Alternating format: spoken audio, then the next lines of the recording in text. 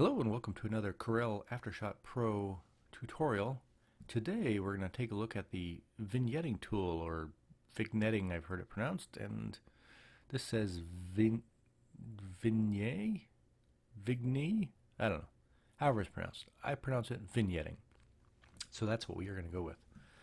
If you're not familiar at all, vignetting is a way to, and typically it's to darken the corners or the edges a little bit more than the center. So in old-timey lenses, this was real common, where when you would take a photograph, everything around the corners would be just a little bit darker than in the center, just how the lens was designed.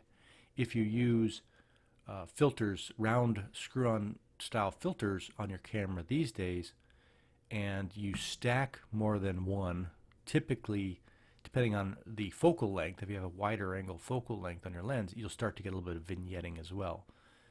Some lenses will do it, but they get removed in the software very often, so it sort of can be treated a bit as something that you want to get rid of. But for a lot of photographers and artists who are trying to do a little more, adding a vignette is a very powerful tool. And the reason, here's the reason why we would do it. We want to emphasize the middle or the main part of the image more than the edges. So in this example here, we have this detail shot of this tree, and this light is what drew my attention. I really liked the way this light was hitting here, and in this image I've edited the way I wanted it, but you still see all this stuff, and that's okay. I mean, it's nice enough. But if I want to really emphasize this, because that's what really drew my attention, I need to do something to darken these edges. And you could do it manually using a layer. I could do an adjustment layer. I could create a mask, and I can do that. And I'll show you that as well. I might do a vignetting too, like an alternative way to do it. But using the vignette tool does it automatically, and there are some options. So for me, it's on plugins 1.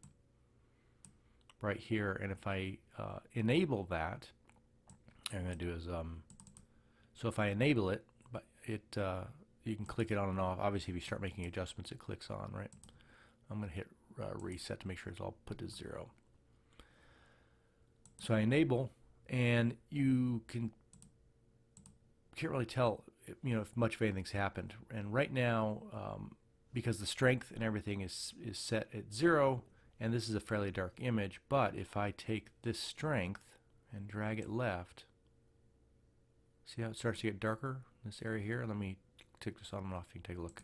See how it's a little lighter, a little darker. And if you're just starting out, a lot of times just enabling it gives you the effect you want, and you're good to go. A lot of my images, I just basically enable the thing, and that's exactly what I want. It's subtle, just a little bit. Other images, I want to go a little more intense. So typically what I'll do is I can then play with the size, and you'll see how it's creeping in right there, and then I'll off and on. And then there's also the transition, and the transition is how it fades from the darkest in the center point to the edge. And I might show you that in a different image that will be a little more obvious, but we can play with a couple. So I'm going to make this fairly strong, and it's a fairly decent size. And what you can do, if you kind of get to a point where you're not exactly sure what's what, this preview button will let you get a general idea of where the effect is being laid down. And there are lots of options for the vignette, and I'll show you in a couple examples, so we're not going to try to do everything on this one image. So now you can see an image here, which is just a nice little, bone stock woodland scene, becomes something a little more dramatic by adding a vignette.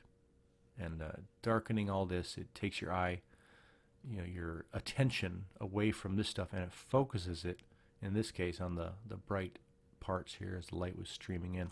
And to me, this is a much stronger image for what I like. Okay, let's take a look at this. This is just a detail shot of really, it's a downed log. It's just some cool colors I liked, but this would be perfect for this, for our demonstration here. So vignetting comes in multiple flavors, and if we just do the bone stock one, it's round. See this shape here? And so in a scene like this, which is very sort of horizontal and really more of a square image if you think about how it's shaped, round might not make a lot of sense because unless my goal is to try to really just zoom into the very center, then round works because it takes away from all the corners and away it goes. But you can also, I'm going to take that strength back. Let's reset this thing. I'm also going to just put a little on, and we'll play with the size a little bit, and you can see how it's coming in. And again, if your main goal is the center, then you're good. But you can also change the shape. And let me put the preview on so you can see what that looks like. And so the shape becomes square in this case, and the effect, I'll take this off, becomes a little bit different. If I switch this to round, see that? How the corners kind of come in on the round one, where on the square they stay a little bit further away. Now, that's not always spot on either. There is this ratio option. And let me put the preview on so you can see it. It makes it real obvious when I do this. Now watch what happens when I change this. And so now on an image that's very wide in its sort of aspect, both its aspect ratio and in its content, doing something with a wider, in this case, negative ratio, might make a lot of sense. So I can really stretch that out. And now I'm emphasizing this. Now another option, again, if I'm throwing a lot at you. Another thing is you can adjust, is it just perfectly in the center or is it up, down, right, left? And that's done here, where you can move where the effect is being applied. So you can kind of micro adjust it a bit. So if you have something in the center, you want to emphasize what's up a little bit, or if you want to do other left and right is pretty common for me. If I have a subject on the side, if I apply the effect from the center, my subject will start to get a little bit of vignetting on it, which I might not like, so I'll move it over so that my subject is sort of freed from the effect and just around the edges near it. Now I'll show you one other, on this image, we'll show you one other thing, which is linear. And this is a bit like a graduated filter in terms of, it's sort of just on the one edge. And then you can use the ratio to rotate it around. And then I can move it.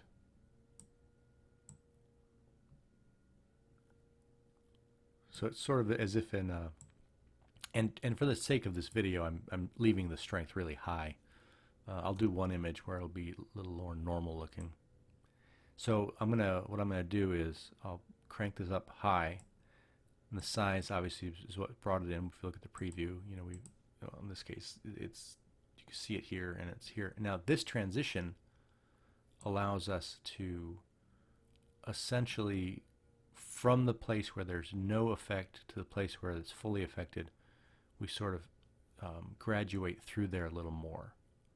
So the transition here becomes essentially, obviously an obvious line. I don't know what to even call it. It just looks, why did they even do that? There's probably some reason. Then you can see it gets fuzzy as I pull it away. And so the effect right in here is less.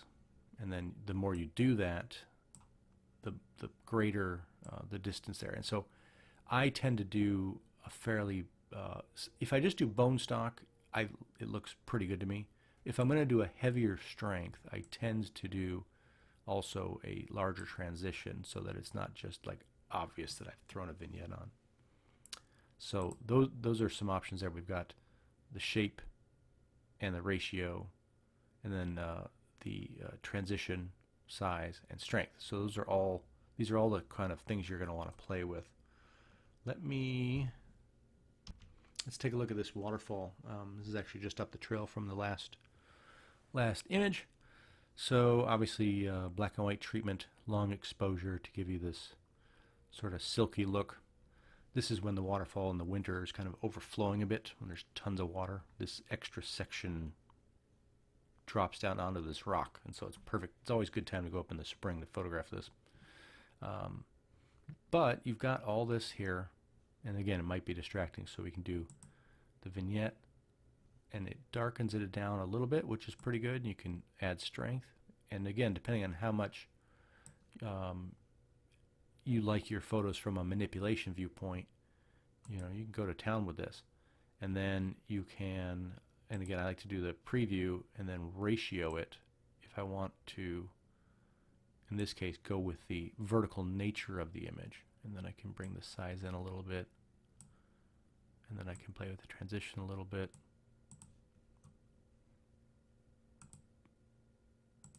Like that. So vignetting is a really powerful way to emphasize what you want emphasized on your image in a general way. Like I said, I'll go through, I'll make another video about essentially doing a vignette masking using the adjustment layer. So really, really powerful tool.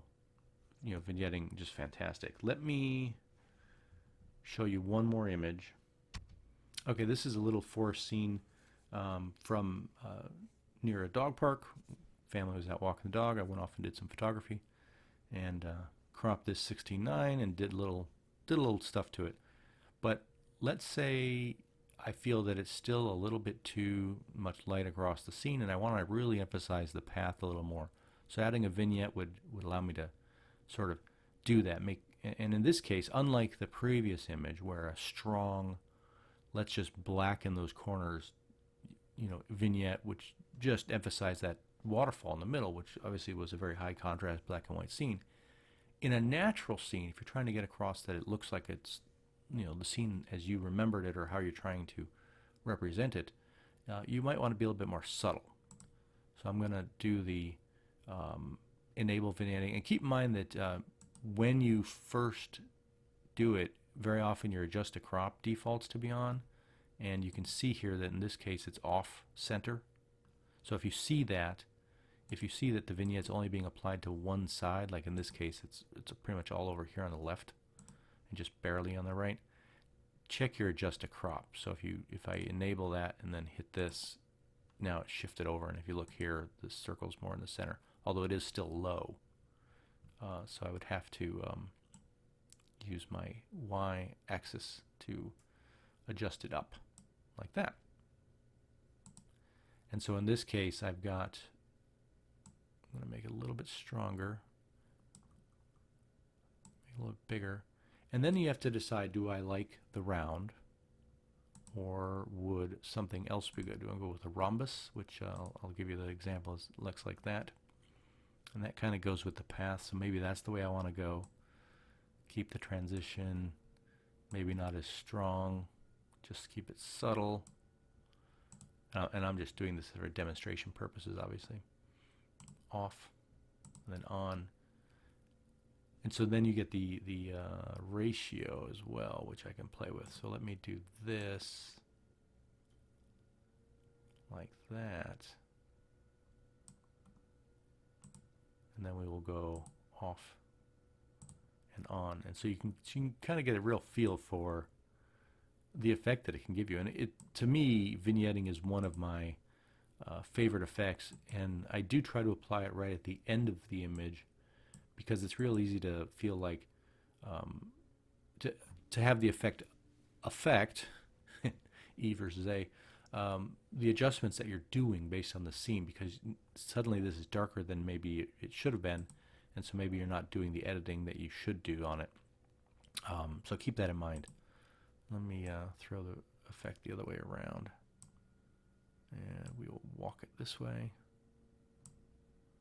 And so now we've really emphasized this side of it, and this side gets to stay darker, off and on. And so that's, again, this is just obviously a demonstration of the tool itself, giving you lots and lots of options for vignetting. And I definitely encourage you to play with it a bit. And like I said, I'll make a second video that covers doing the darkening manually using an adjustment layer and masking off certain areas. But anyway, this has been another Corel Aftershot tutorial. Thanks for watching. We'll catch you next time.